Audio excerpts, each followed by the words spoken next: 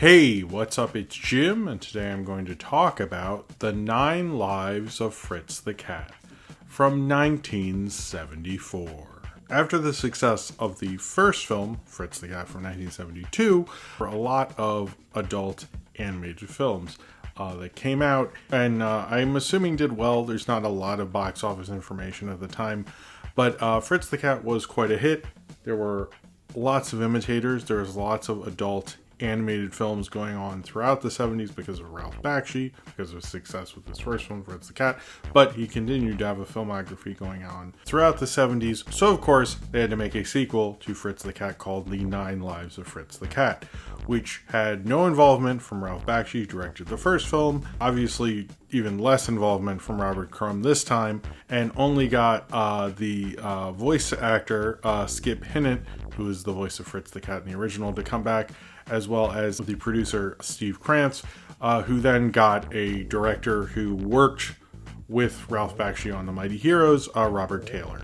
And the results were frankly not as good. The 9 Lives of Fritz the Cat is kind of the come down from Fritz the Cat, whereas Fritz the Cat has this kind of like New York vibe of like hanging out in the city, of like doing all these crazy things, whether that's completely unrealistic or not.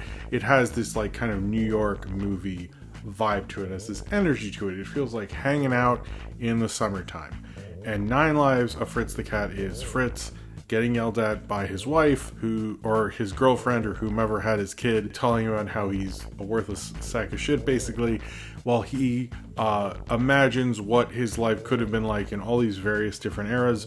I'm not sure if there are actually 9 of them, but I'm guessing they just say that because he's a cat, and he drifts off while he's high, thinking of all these different ways he's been alive in different eras, possibly, or they're just his imagination.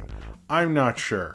But this is not really as fun whatsoever. You can tell Bakshi wasn't involved because instead of actual, like, sort of political commentary, whether you like it or not, this is kind of just like, I don't know, wouldn't it be crazy if that happened? And it's not really saying anything with it. And that's kind of the thing that really hurts this movie. You know, I don't think it would be the worst idea in the world to do another Fritz film. Obviously, like, Robert Crumb didn't want it to happen, and Ralph Bakshi wouldn't have been involved. There's the possibility that could be something. They did make it rather quickly, but I sort of get the idea. It's just the execution of, well, let's take a film that was sort of like an anthology type of story. He went from thing to thing to thing to an actual anthology story. Sort of gets what story-wise was going on here, but doesn't seem to actually understand, like, what made it special exactly. You know, it got some lessons, and I know Robert Taylor worked with Ralph Bakshi and probably knew, like, some of what he would do, so they thought this would sort of work out,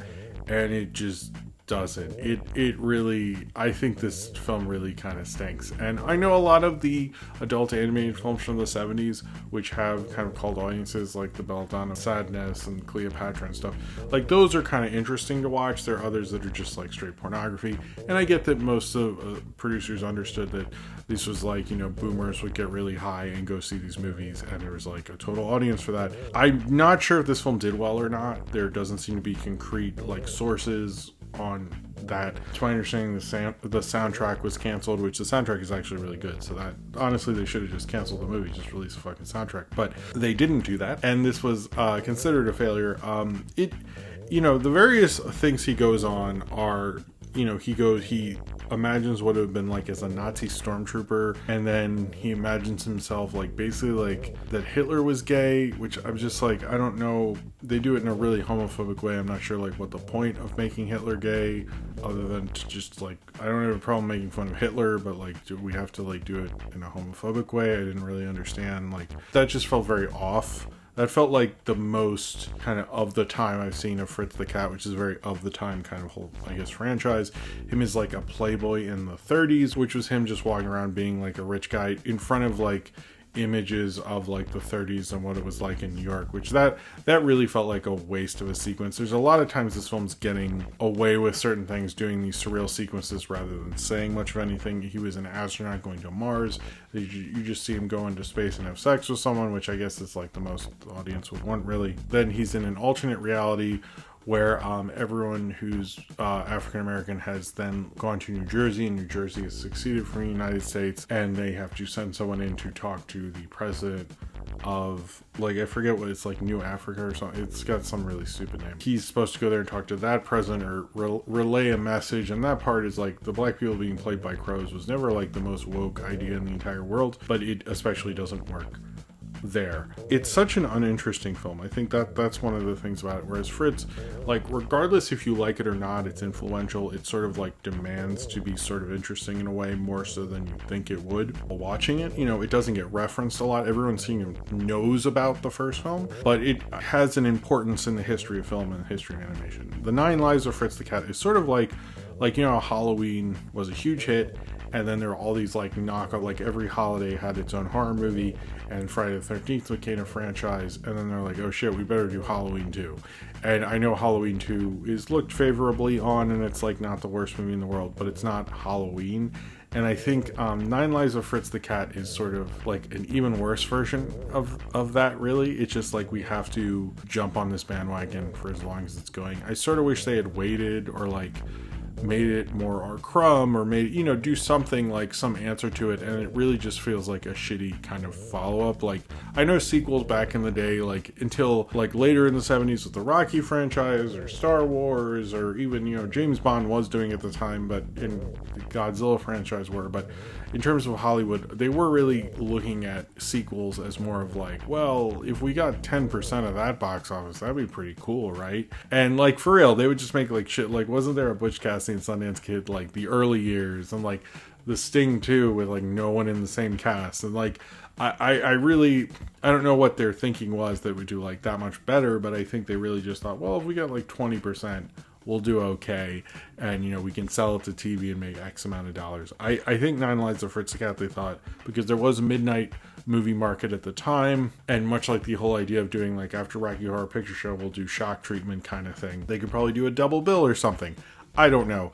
This just reeks of like, let's make money, and not like we have a reason, or will demand a reason for you to stick around with this character. At this point, Robert Crumb had killed Fritz the Cat. I don't know how popular in 74 Robert Crumb still was. It really doesn't work. And it does feel like that kind of late 60s thing. I mean, this was the 70s at this point. It felt like this ugly side of that counterculture thing, just him being like this kind of lazabout fuck with all who's like just like stone dreaming of what he could be, is just like so fucking stupid and lazy, and just like, I wish there was like a point to it, or like, is he a character who reincarnates all the time? Is that like the point of it? I've heard some people say one way and some people say the other. The film doesn't answer you, so this whole idea that you think there's an answer about Fritz the Cat, there isn't. I just, you know, I worked on the video for Saber Sparks, which has come out by the time this comes out. He asked me to review this. Basically, I really didn't have a ton of interest before, and I was like, well, I'll shoot a review because you know, it's an animated film, so why not, I guess. Here's the thing: if you are interested in animation history and want to understand it, I think, yeah, see Fritz the Cat. You should probably understand the work of Ralph Bakshi, things of that nature. But when you get to this film, you really don't. No one needs to see this movie. It is really kind of worthless. It is bargain barrel kind of sequel that just like you move around so you can get to like the real stuff you want. I mean, this is like, if you want to be a completionist in terms of Fritz the Cat or something, or Robert Crumb, who like barely acknowledges this film in a documentary, I would barely call that even acknowledging it. Ralph Bakshi doesn't like, he basically says Robert Crumb won't talk about it because he'd have to talk about how he likes his Fritz the Cat more or something, and I don't think Ralph Bakshi likes it very much. It just feels like everyone involved didn't want this to happen. It happened, and the public didn't want it either. I'm not sure who wanted it. This director, Robert Taylor, would go on to do Tailspin. He won an Emmy actually for Tailspin. Goof Troop. He'd do a lot of stuff with Disney, but it seems like everyone kind of like, this was a weird offshoot. It didn't work out, and everyone moved on and just wanted it sort of forgotten. Fritz the Cat has some enjoyment in it. I don't think it's the greatest movie ever made. I don't think I really need to see it ever again in my entire lifetime, unless like, I don't know if there's some opportunity. This, if someone was like, oh, do you want to watch this? I'd be like, could we like not, or maybe I'll leave. Like, it's just like, it's not that interesting. It's not that entertaining. Most of it's sort of like commentary in full quotes. Doesn't hold up. It doesn't really work. this is probably one of the more disappointing sequels to a major animated film I've ever seen. I think most people involved in the first one wish it had sort of never happened, because I think like you get these films that are of the moment, of the time, that mean so much, that change so much, that do something, and then you have the 9 Lives of Fritz the Cat. So if you have seen the 9 Lives of Fritz the Cat and you would like to talk about it, then comment below in the comments and subscribe if you would like to.